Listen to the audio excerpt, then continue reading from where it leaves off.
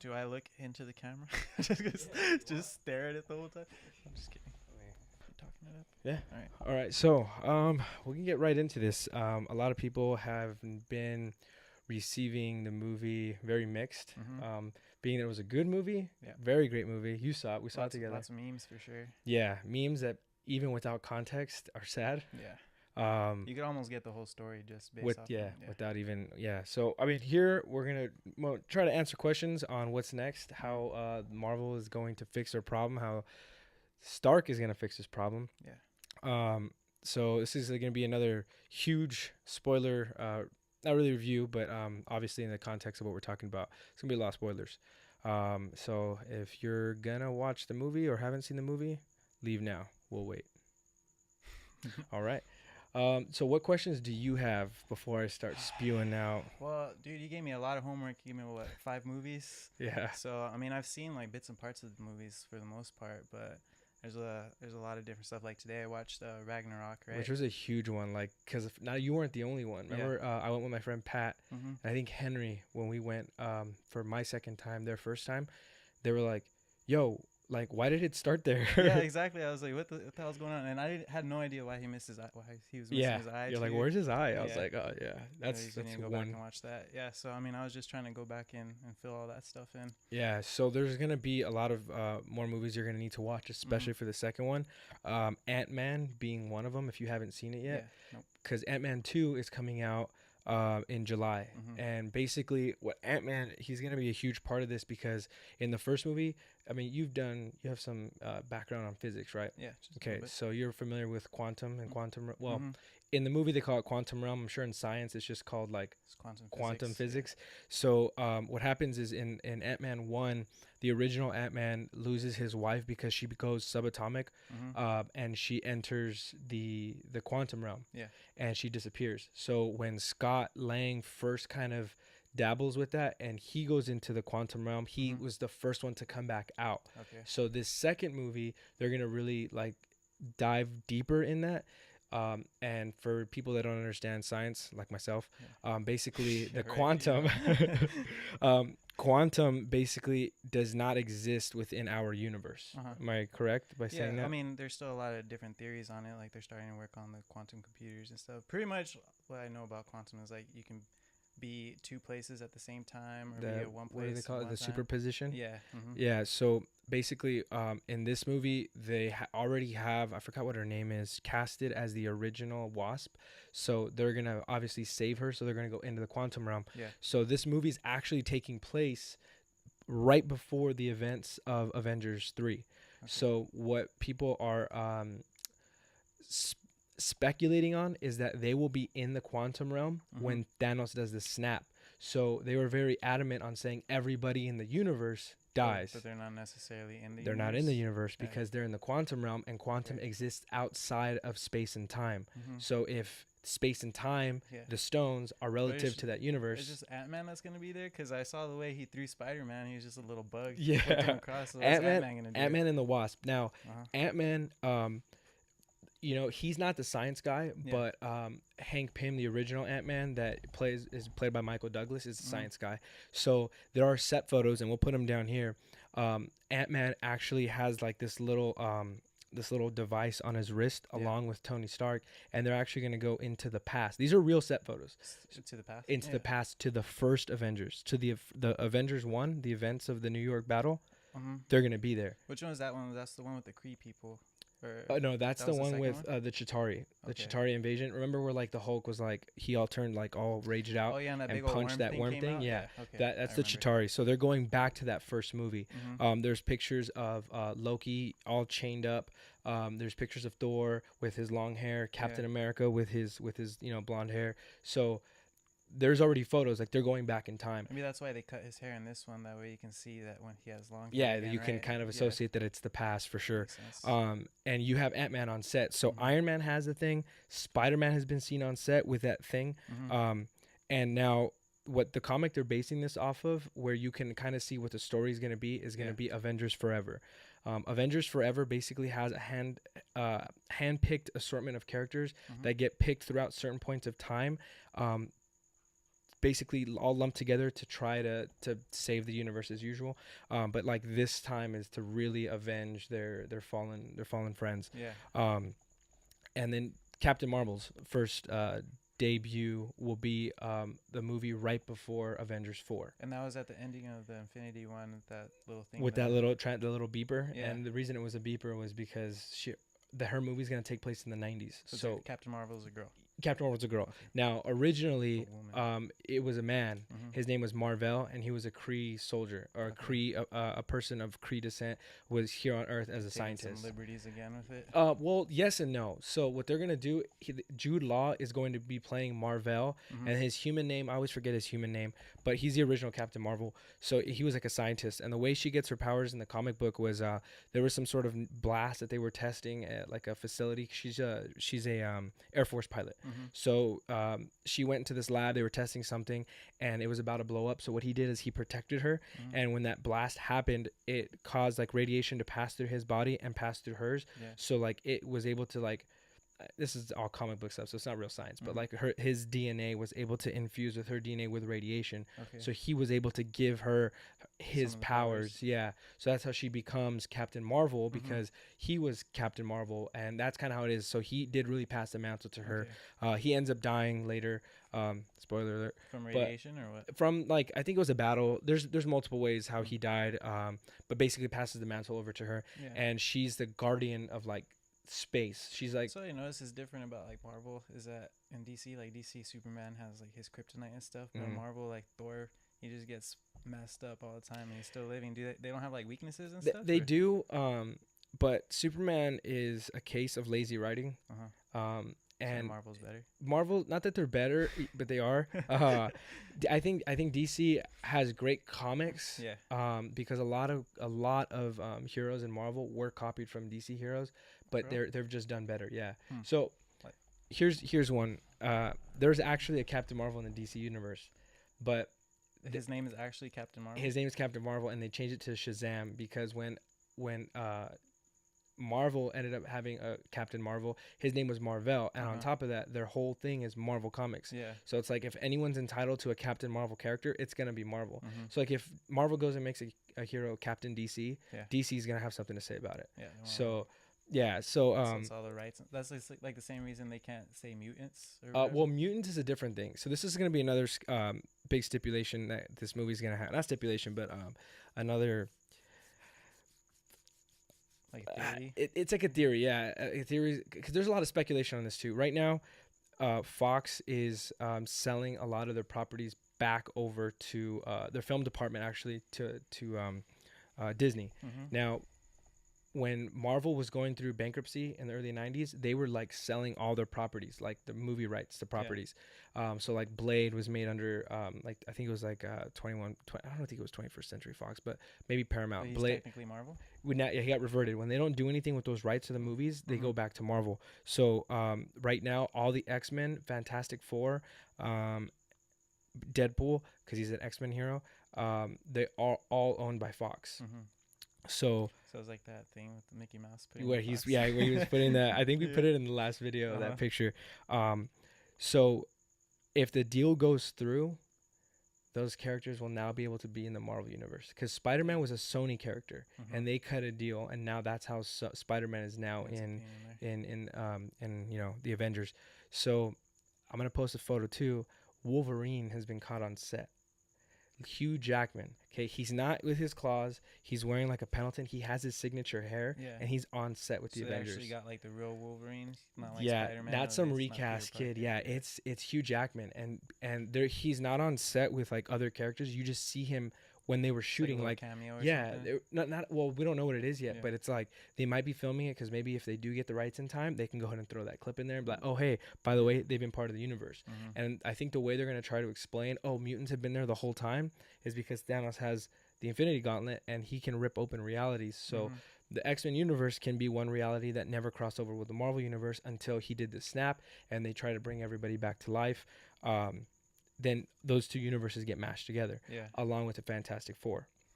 Here's another thing, and the quantum, and the whole quantum thing. Yeah, so there's so much going on with these movies. Like if you think this was crazy, this was only 23 superheroes. Well, like half of them died. Well, yeah. So like, well, they're gonna bring them all back. So they're gonna come back. Yeah, they're gonna come back. Because Spider-Man 2 already has a confirmed movie. Black Panther 2 was in the talks. Guardians of the Galaxy 3 was in the talks. I think already has been confirmed. But they speculate that, and what I mean they is like the majority of the internet and a lot of other like YouTube people that I watch, and people that are like close to Hollywood, that when I watch them, they hear things from the directors and writers. Everybody before the snap might not come back. So that's like, but isn't Spider-Man before the snap? No, he's after. So the snap caused everyone to disintegrate. Yeah. So we're talking Gamora. Yeah, we're talking Gamora, Vision, Heimdall, Loki, just anybody that was a casualty of getting the stones. So Loki's dead for real this time. Loki's dead for real this time. Dang.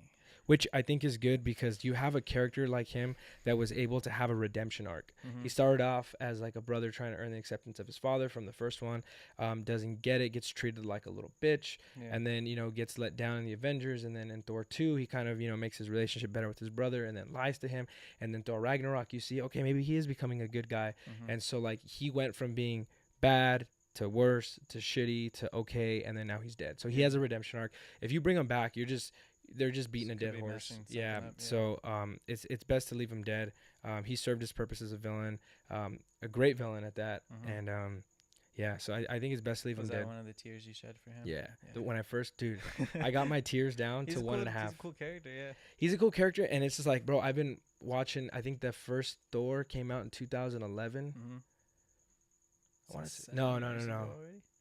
Was it 2011? Maybe 2000. No, it was 2011. I remember seeing it in theater after high school. It was 2011. So it's like from there you see him in like every other movie, and in the first 3-4 minutes of the movie, dude, he's dead. It was like a shock. It was like, whoa. You expected him to be there. Yeah, and it was like I felt like he was gonna die, so I was already like my lip was already doing the thing. And then as soon as he snapped his neck, like I remember like jolting, and then like he dropped him, and it was just like it just fell. I think the AC was right above me, and I heard a few little sniffles. I thought it was a little Ario, for me. No, oh dude, I gotta tell you, when my cousin that lives with us, she hadn't seen the movie yet, and that morning she called me. She goes, "Can you tell him to stop talking about the movie?" And I was like, yeah. So I told him, I was like, hey, dude, you gotta be cool. Don't talk about the movie. It's a secret. He goes, okay, it's a secret. So later on that night, he was getting in trouble. So I was yelling at him, and he started crying. I was like, you gotta stop crying. You're a little baby. And he's like, and my cousin was right there. And he goes, no, you're a little baby because you cried when everyone died. And I looked, and I was like, my cousin was right there, and I looked back at him. I was like, you little bitch. Like, it was funny because he straight up called me out, but like he just spoiled it for her. That's funny. But he was dude, he was like, he wasn't trying to be funny. He was like, you're a baby because you cried when all the superheroes died. I was like, oh, you little motherfucker. It's like, dang. But I didn't even cry. Yeah, no, it was tough, man. Like, I saw it again last night for the 4th time, and I got my cries down to 1.5. Yeah, which one was the one? Gamora or what? Gamora was like the half tier. Yeah. And then like the and I mean one cry, like 4 minutes of nonstop crying, and it was like you can't breathe. I could breathe, but like I had to hold my breath, and that's why I couldn't breathe. But like, cause I didn't want to go. So like it was like when Bucky was like, Steve, and then he like fell, like that one just gets me every time. And then after that, just the whole. Cause you like Spider-Man a lot, huh? Yeah, with Spider-Man there was like 4. It was like boom, boom, boom, boom. Yeah, Spider-Man's my dude, man. And yeah, so the another thing, you have to watch Spider-Man. In that movie, they're selling Avengers Tower. Now, there's a lot of speculation that they're selling this because it was already anticipation that they were going to buy Fox to turn it into the Baxter Tower. The Baxter Tower is the tower that's owned by the Fantastic Four. So going into the new this is going to be a whole mountain of things, okay? So you have Avengers 4. Right now they're in phase 3. It's going into phase 4. How many movies are they going to make? Do they have plans, they have a plan to 2025. So they're not going to announce any movies until after. So they're not going to Comic-Con this year. Hall H is usually where they announce everything, and they're not doing it this year because of how negatively it affected Age of Ultron, because they announced Age of Ultron and then Infinity War 1 and 2 and all the movies in between. So it's kind of like, okay, well, there's no high stakes for these characters because you're going to live. That's true. You're going to live through it. So it didn't get as big attention as it should have. But Kevin Feige, which is like the mastermind of all the Marvel movies, feel like he made his next biggest mistake. Well, that was one of them, but his next biggest mistake was titling the movies Avengers Infinity War 1 and 2, it wasn't meant to be part 1 and part 2. The reason he put part 2 was so that it wasn't going to spoil the events of the first movie. Yeah. But now by doing that, it backfired on him. He was trying to avoid what happened with Age of Ultron and made it worse by now people anticipating what's going to happen. So he says people are going to be let down by what the title is because it's not going to be what they're expecting, but it's true to the heart of the story. Yeah. And what the heart of that story is Avengers Forever. So once again, you have Avengers Forever. You have the Fantastic Four. Avengers 4. Yeah, so it's Phase 4. It's very very 4 themed. So they also came out saying that they want to go cosmic in the next phase of all these Avenger movies. What's that? Cosmic is like they're going to be more based in space. Okay. So more Guardians of the Galaxy, more Thor Ragnarok, like cool. that kind. Some cool battles in there. Yeah, and it's awesome because they're not really like, you watch Iron Man 1 and 2 and Hulk and Captain America, it feels very grounded. You're like, okay, I can relate because there's not anything wild and crazy. But then you go and watch Guardians of the Galaxy, you're like, I don't even care to relate. This shit's crazy and fun. Same thing with Thor. No, it's cool because like when they went to Big Tyrion, I forget his name. That planet, that was pretty cool too. Netavalier. Yeah. So, but like you can engage. You're like, oh yeah, I've already seen the fantastical things that this universe has to offer. So it's not too far out there. So now they want to go cosmic. They want to continue. So they're gonna do Nova. They're gonna do more Captain Marvel. They're gonna do the Kree Skrull War, which is this huge intergalactic battle that's been going on for like millennia. And that's what Captain Marvel's movie is going to be about. They're going to explore Secret Invasion. So but by doing that, you have Fantastic Four, all of their adventures are cosmic. So it's like, okay, you're going to do a cosmic kind of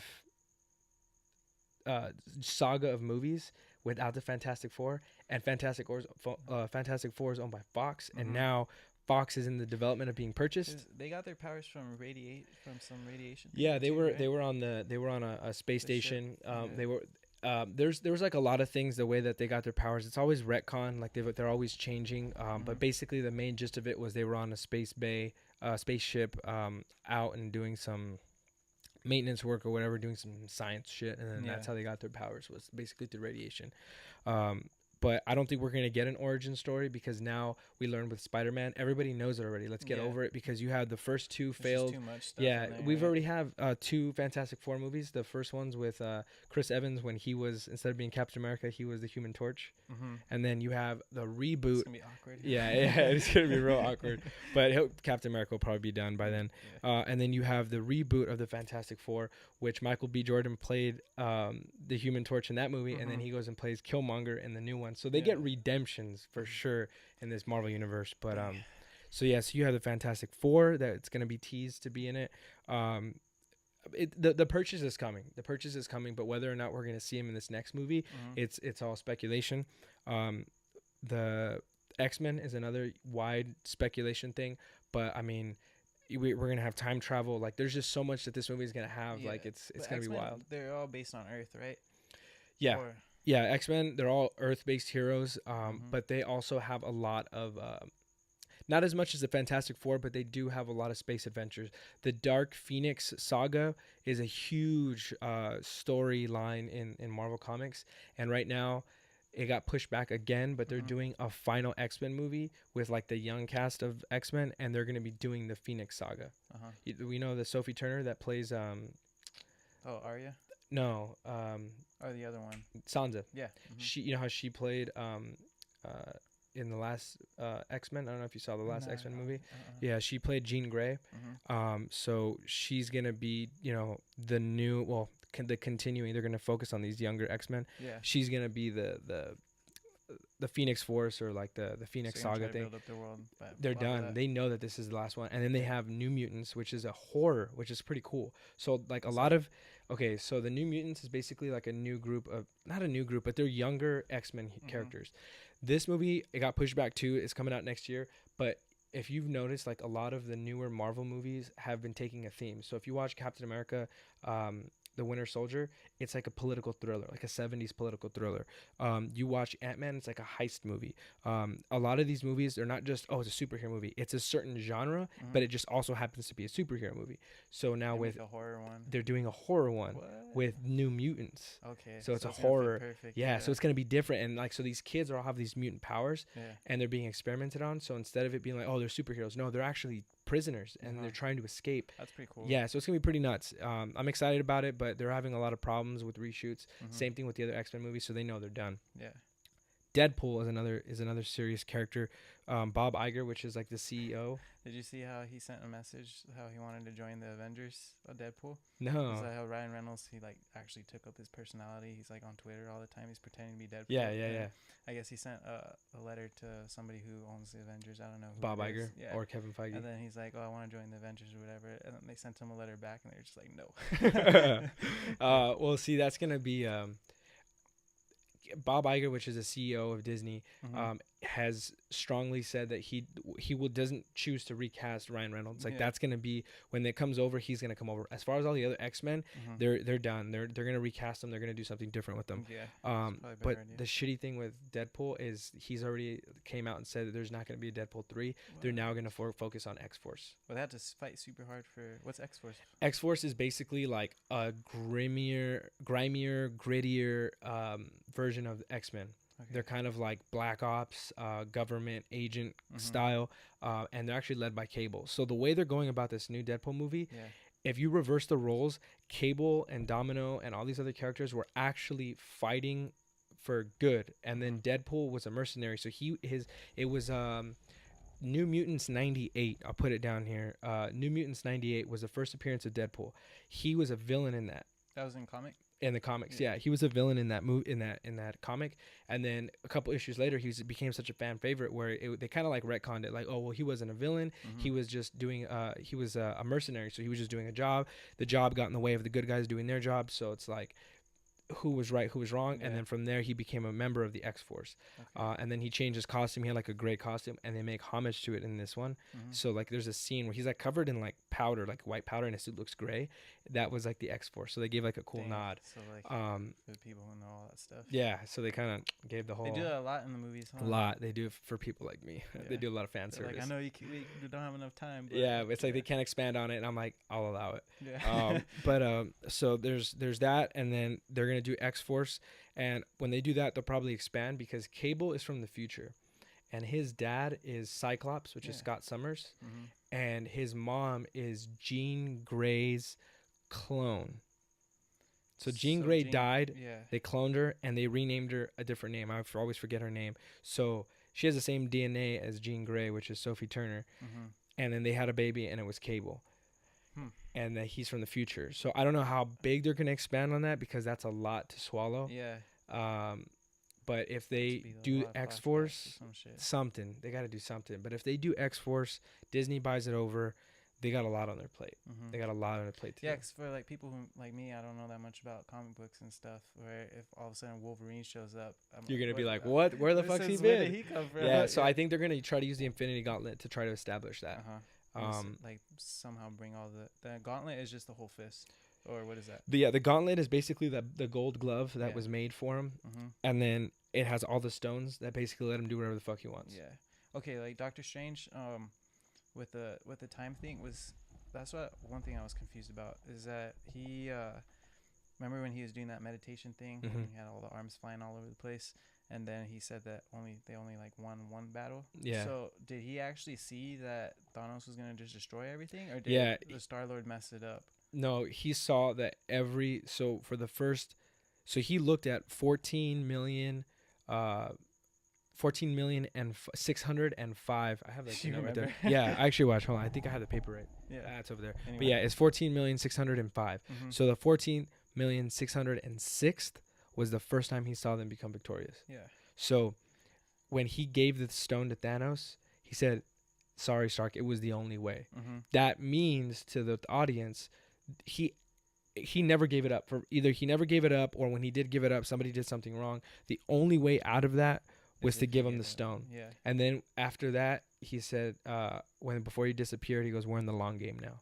So they're now in the line of possibility. So that's what kind of gives you the hint that some kind of time thing is gonna take effect. Yeah. So like, but definitely he had to definitely give that stone for them to get out of that. Not really victorious, but they had. It goes back to the thing that me and Pat were talking about on the last one. Was there was a very heavy theme of trading one life for others. So it had to do with a lot of sacrifice. So he knew that he had to sacrifice all these lives for them to come back. But that Doctor Strange is another one you should watch. Okay, yeah, but that still has a plastic wrap on it. You can open it. Yeah, you can open it. Like, yeah, no, I every time the movie comes out on DVD, I buy them. Damn, my hair is nuts. Every time they come out on DVD, I buy them, and then like, I think I watched it on Netflix, even though I bought it. I was just like, I'm not gonna open it. It's on there. Yeah, but my cousin, she had borrowed a bunch of them, getting ready for this.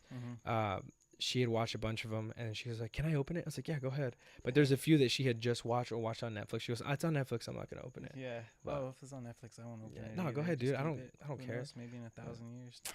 And I'll look through all the possibilities. Yeah. So that's, like I said, there's a lot of different things that we can look at, speculation on what's gonna happen in this next movie, but time travel for sure. Yeah, like the comic books, like how far does it go forward? It's like still going. Yeah.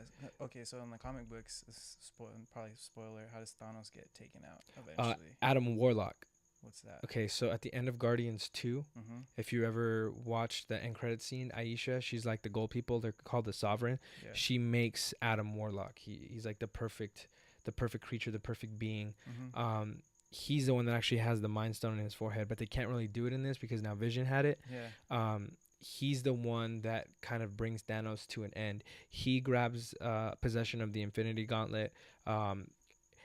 That comic run is called Infinity Watch. So basically, he teams up with a guy called Pip the Troll.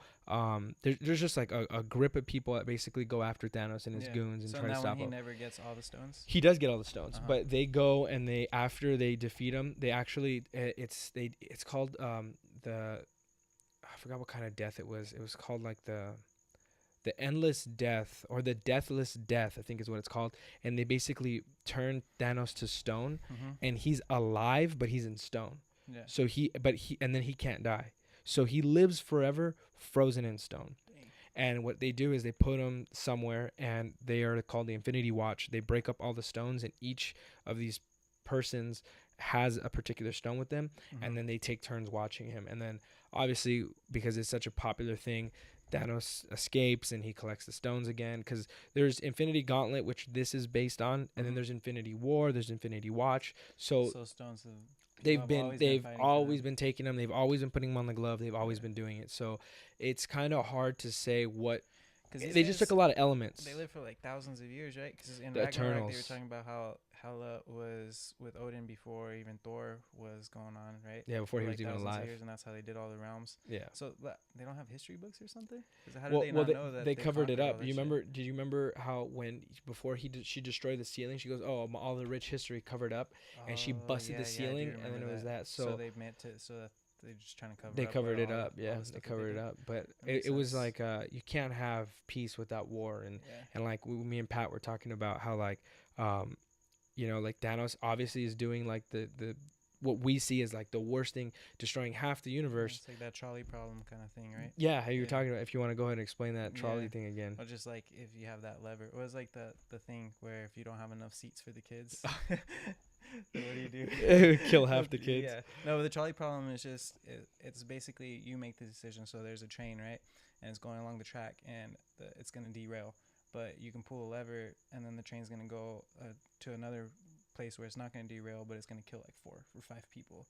So do you pull the lever to kill that 4 or 5 people, and then you save the whole train, or do you just let the train derail and then those 4 or 5 people? So it's basically do you take it into your own hands and kill people to save more people, or do you just kind of let nature and that it's crazy because that's been like a narrative for like a lot of movies lately, like Incredibles 2 that's coming out. She says it in the trailer. She goes like, I have to leave my family to save my family. I have to break the law to enforce the law. And it's kind of like with the culture that we are today, that we're all very nihilistic, where we associate now with the bad guys than we do with the good. Like growing up, we always thought Batman was the good guy, and then we go and watch, you know, The Dark Knight with the Joker, and everyone's like, fuck, the Joker was tight, yo. Yeah. And so it's like this kind of storytelling, so this nihilism. It's more gray than black and exactly, white. Like, because it's not like, you know, you see police officers, they paint police officer or police cars black and white because they say the law is black and white, but then they bust through red lights. Yeah, that's the law. They're speeding. They have to break the law to enforce the law. So, you know, they put that on a grander scale, and they give you an internal struggle as like a audience member when there's a character on screen that's going through an internal struggle. We're like, oh man, I can see where they're coming from. What would you choose? Right? What would you choose? What would you do? But it's all very relative to how we would handle the situation. Yeah. You know, like what if those 4 or 5 people were your family members? Yeah, that makes it even worse. It makes it even worse. So that's an internal struggle now. Now you have to balance out what's right. Yeah. So not what's right for you, but what's right for the better, the grander scale of things. Because you got a trolley of what, maybe 500 people. The problem is it your decision to make, right? So like Thanos, is it his decision to make that stuff, or do you just let it play its course? Yeah, you know, and it's kind of one of those things where like nobody in that time really benefits. It's the future generations that'll benefit. Like look at when the settlers first came here and took this land away. Like, yeah dude. Like, it's really shitty that, like, a bunch of Indians had to die for me to get a place in Riverside. But, like... Are we better off for it? And it's like, I didn't make that call. I just now am living wins writes the history, right? So yeah, like, and that's exactly what happened with Odin. He wrote his history and he redid everything, right? So before he used to be a super bad guy, and then all of a sudden and now he's good. Be a good guy. After thousands of years, what do you remember? Yeah, exactly. Like, he wants to be this benevolent king, and but he had to be a son of a bitch to get there. Yeah. So it's crazy, man. But that is pretty wild. But we can wrap it up here. So that's basically everything you can expect from Avengers. I don't know how you fit all that stuff in your brain. I get rid of it. I get rid of my brain, and then I just put everything else in there that matters. A whole comic book file. I was like, A squared plus B squared equals C squared. Let's just throw that shit right out. When am I ever gonna use that? Yeah. What was that called? The No. Hey, Thanos is quantum physics. Well, see, that was able. I don't even think I learned that until Ant-Man. I was like, well, I threw out all the science I knew, so let's go and put some new science in there. Yeah. But that was good stuff, man. Yeah, no, it was a good one, man. Thank you for coming on my nerd corner. Place for nerds. Couldn't have learned from somebody better. Thanks, man. Appreciate it. Made my head bigger. That's probably why my hat doesn't fit. But tomorrow, we're going to be on another regular episode. We have a special guest. Saucy Sarah Savage will be on with us. She's a really super cool tattoo artist. And Marty will also be joining us. Yep. So until then, we'll see you tomorrow. Thanks for watching. See you guys.